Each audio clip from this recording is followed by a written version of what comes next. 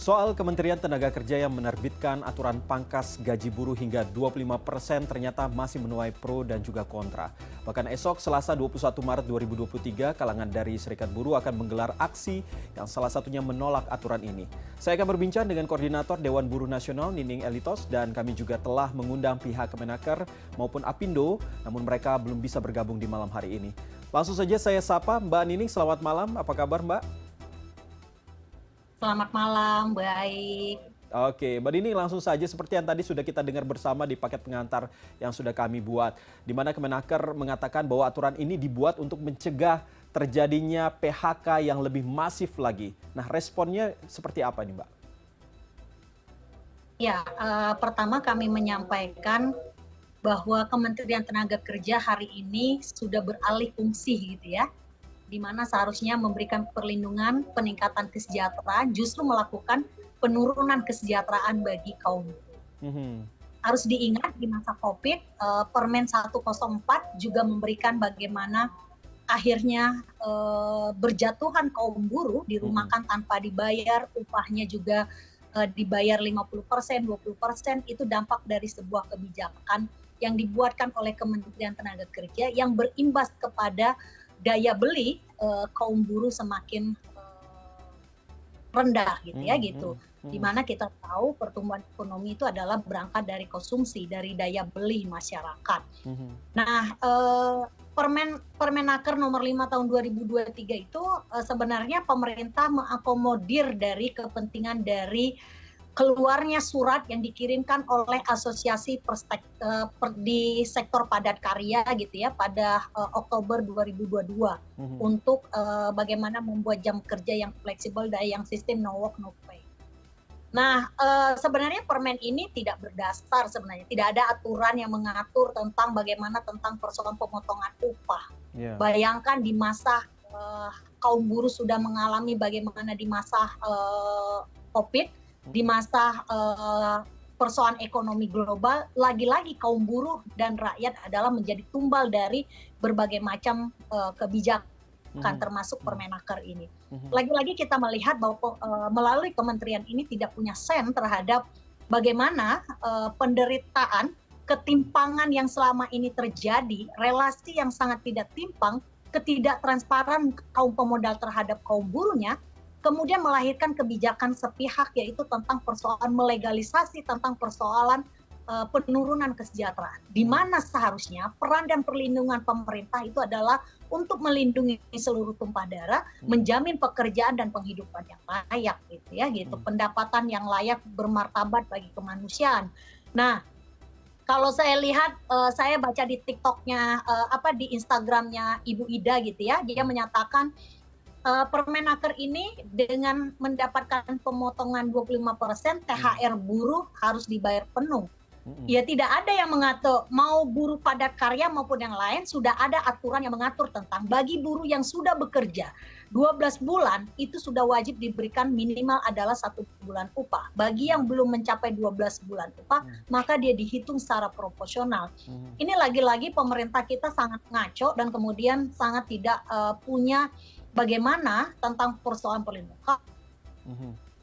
Kalau bicara tentang persoalan antisipasi terhadap persoalan PHK, setiap hari terjadi pemutusan hubungan kerja sepihak dengan dalih PKWT, dengan dalih karena situasi ekonomi, dengan dalih COVID. Bahkan kementerian mengeluarkan hampir 3 juta buruh yang menjadi korban. Lagi-lagi pemerintah tidak punya melihat bagaimana beban. Di 2023 hanya sekian persen, 0, sekian persen, bahkan ada satu yang kenaikannya ada yang 1%, ada yang 3%, paling tinggi 5% kenaikan upah dibanding dengan kenaikan BBM, dengan kenaikan upah yang tidak sebanding dengan kenaikan BBM dan implikasi kebutuhan yang hari ini menjelang bulan puasa semua serba mahal. Bayangkan kalau buruhnya ini adalah bentuk diskriminasi ya. Di sektor padat karya diamini boleh melakukan pemotongan 25%. Apa landasan? Undang-Undang Tenaga Kerja tidak mengatur hal itu gitu ya gitu. Ini bentuk pelanggaran terhadap Undang-Undang Ketenagakerjaan yang dilakukan oleh kementerian. Yang kedua adalah kementerian tidak memiliki bagaimana peran dari serikat buruh yang punya kolektif bergening gitu ya untuk melakukan perundingan ataupun hal ini. Ini tiba-tiba pemerintah hanya mengakomodir. Padahal kalau apa yang menjadi keluhan kaum buruh hari ini adalah bagaimana para pengusaha patuh terhadap hukum yang ada di Indonesia. Hukum yang ada yang minimal pun itu sering mendapatkan pelanggaran. Seharusnya pemerintah melakukan pencegahan, pengawasan, dan penegakan hukum. Bukan semakin memiskinkan kaum buruhnya. Mbak Nining, tapi di satu sisi bahwa pemerintah mengatakan bahwa sebenarnya sudah dibicarakan juga oleh perwakilan buruh. Tapi kan di Indonesia sendiri ini kan banyak ya aliansi buruh dan lain sebagainya. Apakah ada koordinasi antar aliansi buruh ini terkait dengan apa yang sudah dikeluarkan oleh Kementerian Tenaga Kerja? Memang di kementerian itu kan ada lembaga kerjasama tripartit, terus kemudian ada Dewan Pengupahan. Tapi setahu saya Konfederasi Kasbi adalah tercatat resmi di Kementerian Tenaga Kerja dan baru tahun ini masuk dalam LKS tripartit. Dan serikat buruh yang lain, semua itu tercatat, terdaftar. Dan itu menjadi peran pemerintah. Kalaupun organisasi yang tidak masuk dalam LKS tripartit, mereka juga wajib dong memberikan kepada stakeholder-nya apa masukan dan apa yang menjadi keluhan. Jangan kemudian kalau ada keluhan pengusaha begitu cepat gitu ya, padahal buruh sudah mengkhawatirkan dengan Omnibus Law Undang-Undang Cipta Kerja, bahkan aksi di berbagai macam kota dan daerah tidak didengarkan gitu ya gitu. Tapi ketika pengusaha membuat satu surat pada Oktober 2022, tiba-tiba pemerintah hari ini mengeluarkan tentang persoalan Permenaker 05. Dengan siapa pemerintah? Jangan-jangan saya ada punya tendensi curiga gitu ya. Omnibus Law Undang-Undang Cipta Kerja juga orang yang diklaim sebagai lembaga tripartit nasional juga membuat surat resmi melakukan penolakan. Mereka tidak tahu isi dari Omnibus Law Undang-Undang Cipta Kerja, apalagi peraturan pemerintah itu adalah memang betul kewenangan pemerintah, tapi pemerintah harus mendengarkan apa yang menjadi masukan gitu ya, pandangan dari berbagai macam stakeholder. Jangan kemudian selalu dikotomi bahwa serikat yang masuk dalam LKS atau yang tidak. Pemerintah punya kewajiban untuk melakukan sosialisasi atau melibatkan partisipasi stakeholder-nya adalah untuk diminta masukan pandangan, dan kami tidak mendengar dan mendapatkan hal itu gitu ya. Dan kita semua kaget dengan Permen 5 ini. Dan pemerintah ini bukan yang pertama kali. Kita mengingatkan pemerintah, hentikanlah mengeluarkan kebijakan yang semakin menurunkan nilai kesejahteraan, hentikan membuat kebijakan yang semakin tidak memberikan perlindungan. Seharusnya pemerintah hadir adalah bagaimana memberikan keseimbangan, bukan semakin membuat ketimpangan itu semakin besar terjadi. Gitu. Mbak Nining, lagi-lagi ini kan tujuannya untuk meminimalisir terjadinya PHK. Lalu kalau di kondisinya di lapangan, kalau tadi Mbak Nining mengatakan bahwa PHK itu masih terus saja terjadi. Dan kita juga harus tahu seperti apa kondisi perusahaan itu sendiri saat ini. Karena menurut informasi yang saya dapatkan bahwa memang dengan adanya aturan ini ternyata jumlah jam kerjanya juga dikurangi begitu. Jadi disesuaikan. Tetapi kenapa dari Mbak Nining secara khusus begitu mengatakan bahwa tidak adil begitu, melihat di satu sisi bahwa perusahaan itu memang kondisinya, kalau yang saya tahu ya, mungkin Mbak Nining bisa menjelaskan, memang tidak baik-baik saja, dan ini adalah jalan terbaik agar untuk meminimalisir terjadinya PHK itu sendiri.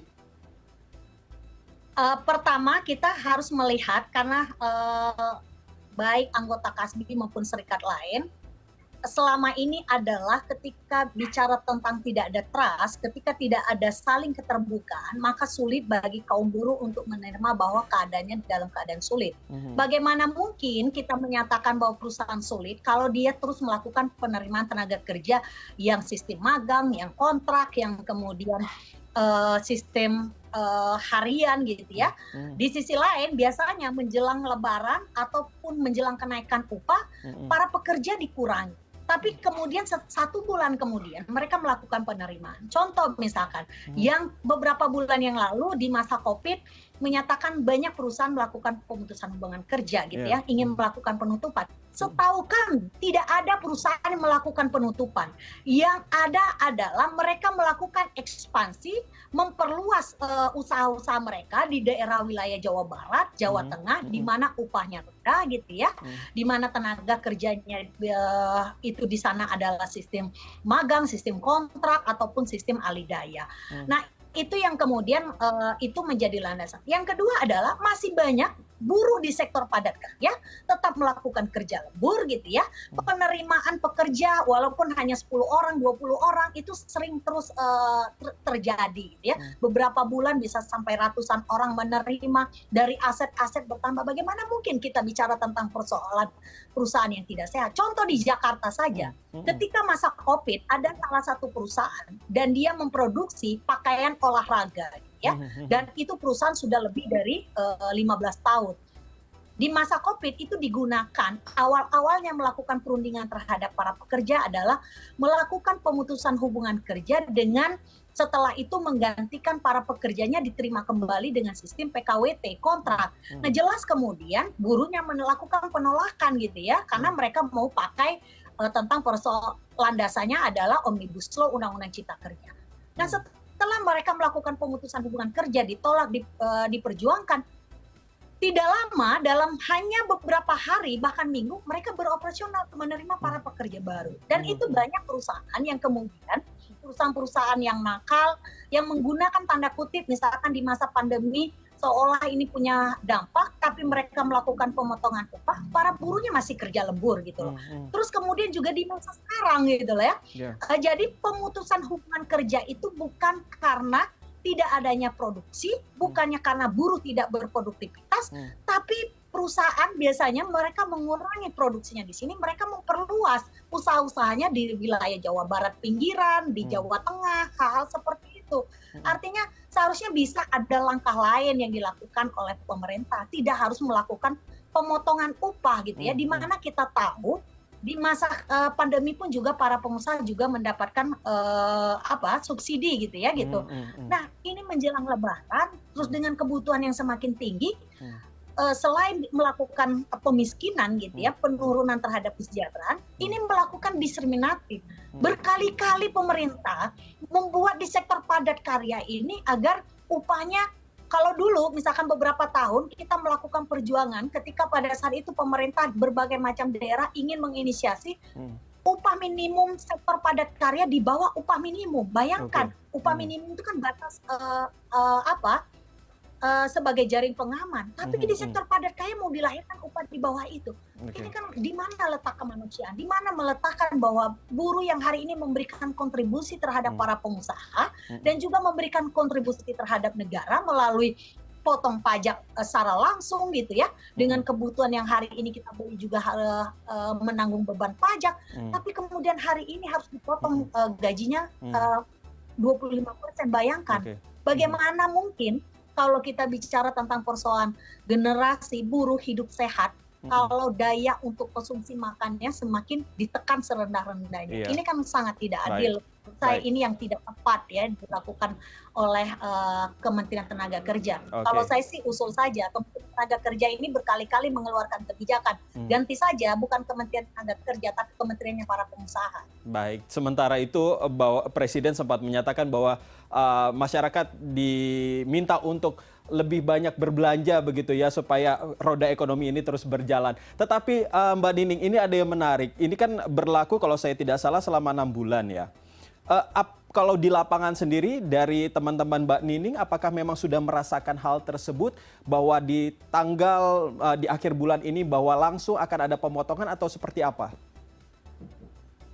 Sebenarnya beberapa bulan ini gitu ya, pengusaha di sektor padat karya sudah melakukan upaya-upaya tentang persoalan sistem no work no pay.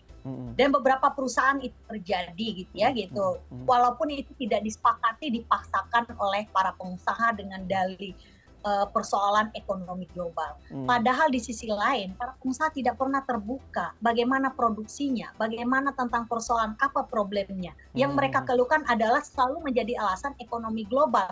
Padahal kita cross check, para pemberi buyer-buyer yang produk-produk ternama itu mereka menyatakan tidak ada pengurangan order.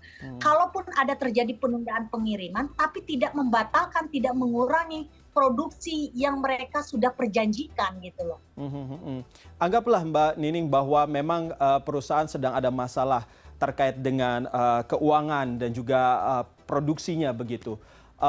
Kalau tadi pemerintah maupun dari pihak pengusaha sudah berusaha untuk mencari solusi, salah satunya seperti jam kerja dan juga soal upah begitu yang dipotong hingga 25%, lagi-lagi untuk meminimalisir terjadinya PHK. Lalu seperti apa aturan yang tentunya tidak merugikan kedua belah pihak yang mungkin bisa disuarakan oleh dari Mbak Nining ataupun dari buruh? Iya, pertama kritikan kita kepada pemerintah adalah boleh-boleh saja para pengusaha memberikan masukan, pandangan gitu ya. Kalaupun itu didengar semua, berbagai macam duduk bersama dengan stakeholdernya secara langsung gitu ya gitu. Bagaimana di level bawah, di level tingkat perusahaan, bagaimana di level tingkat kota dan kabupaten, di level tingkat nasional. Kita juga harusnya mampu untuk mengeluarkan data itu gitu loh. Tapi kalau kemudian asalkan ada permintaan pengusaha gitu ya, kemudian di cross check hanya satu perusahaan atau dua perusahaan dan kemudian digeneralisirkan menjadi keseluruhan dan dikeluarkan kebijakan kayak gini, ini kan sebenarnya kebijakan yang melakukan pelanggaran terhadap hukum. Ingat, pemerintah itu adalah sebagai pembuat dan sebagai pelaksana dari kebijakan. Bagaimana mungkin kalau pemerintah melakukan pelanggaran hukum dan kemudian dipaksakan di jalan, ini hal yang kemudian menurut saya adalah hal yang sangat keliru ya gitu. Nah ini lagi-lagi sebenarnya problemnya ada di Kementerian Tenaga Kerja gitu loh. Yang kedua adalah buruh juga selama ini banyak memberikan masukan, pandangan, kritikan gitu ya, bagaimana melahirkan kebijakan itu agar ada keseimbangan dari semua pihak untuk duduk bersama, kita diskusikan, kita perdebatkan tentang persoalan data dan pun yang lain gitu ya. Ini kan tidak terjadi gitu loh. Dan kemudian kita lagi-lagi kita melihat ada hal yang aneh di pemerintah kita hari ini gitu ya gitu. Bukan hal yang aneh lagi kalau menurut kami. Ini hal yang memang tidak punya lagi desain terhadap bagaimana kaum buruh yang selama ini memberikan dedikasinya terhadap bangsa dan para pengusaha, tapi selalu dikorbankan dari lewat berbagai macam kebijakan. Nah ini yang menjadi persoalannya. Terus kemudian ini akan yang seharusnya pemerintah itu hadir untuk mengurangi gitu ya terjadinya konflik. Tapi kalau hal seperti ini justru mendorong konflik antara buruh dengan pengusaha ini memang diciptakan gitu loh. Bukan bagaimana mungkin kalau buruh sudah memberikan produktivitas tapi kesejahteraannya semakin diturunkan, artinya yang salah, yang keliru itu kan pemerintah gitu loh. Karena memang tidak hadir bagaimana memberikan perlindungan terhadap yang lemah. Di mana kita tahu selama ini tidak ada keseimbangan gitu ya, tidak ada keterbukaan. Ini yang menjadi problem yang mendasar gitu loh. Nah kalaupun kemudian pemerintah halus seperti ini, maka jangan salahkan kaum buruh kalau sampai mempersiapkan tidak hanya aksi di Kementerian Tenaga Kerja, kalau terjadi pemogokan di daerah-daerah atau di tempat kawasan-kawasan industri, karena memang ini dikondisikan oleh pemerintah sendiri. Bayangkan orang yang kemudian tahun 2020, 2021, 2022 sampai 2023 ditekan upah naik serendah-rendahnya dengan beban implikasi kenaikan berbagai macam kebutuhan dengan pencabutan subsidi yang beban kehidupan orang semakin tinggi gitu ya. Lagi-lagi hari ini ditekankan di sektor padat karya upahnya boleh dipotong 25%, padahal juga tentang persoalan pengurangan jam kerja di sana tidak ada margin berapa jam dikurangin jam kerja. Jangan-jangan suka-sukanya pengusaha dengan dalih ini gitu ya. Baik, Mbak Nining. Saya ngebayangin bagaimana dengan perusahaan-perusahaan yang tidak ada serikat pekerja. Saya yakin ini semakin kesewenang-wenangan terjadi. Baik, Mbak Nining, sikat saja, besok jadinya jam berapa akan melakukan aksi turun ke jalan? Besok itu jam 10, di mana? Di Kementerian Tenaga Kerja akan melakukan aksi menuntut pencabutan Permenaker dan sekaligus juga Perpu Cipta Kerja. Baik Mbak Nining. Tentunya kita berharap di sini ada pihak dari Kementerian Tenaga Kerjaan dan juga dari pihak Apindo, tetapi sayang sekali tadi kami sudah menghubungi berulang kali ternyata belum bisa bergabung di malam hari ini. Mbak Nining Elitos, Koordinator Dewan Buruh Nasional, terima kasih sudah berbincang dengan kami di malam hari ini.